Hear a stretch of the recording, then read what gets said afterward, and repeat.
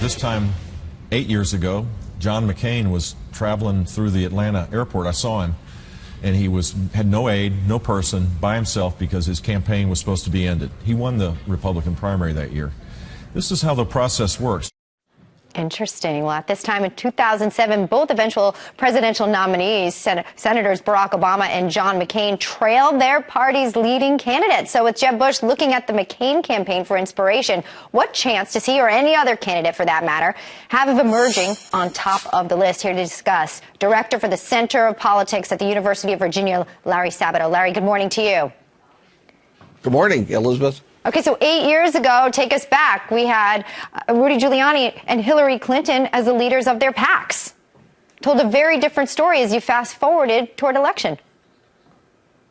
Absolutely. Look, every 4 years, it doesn't happen that the fields are shaken up.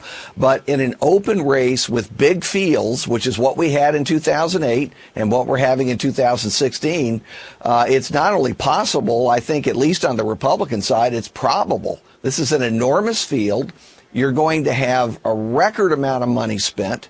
And once we get into the new year and the voting actually starts and you have reactions from the results in Iowa and then reactions from the results in New Hampshire and South Carolina and Nevada and on, you shake up the field. The poll numbers change. Sure. Well, February 1 at Iowa caucuses begin. So in terms of shakeup on the Republican side, do you see that as there's more chance for shakeup there based only on the number of candidates involved right now? Is that what I'm hearing you say?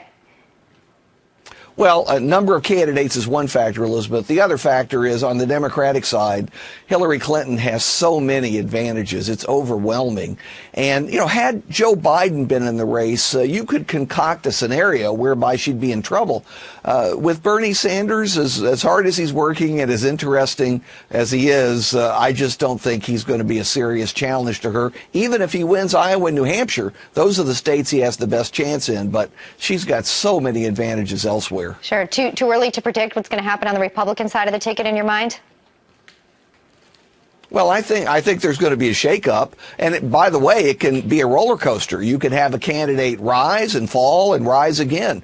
In that sense, I think Jeb Bush was correct. Of course, he hopes that he's the candidate who has fallen and will rise again. But it doesn't necessarily have to be him.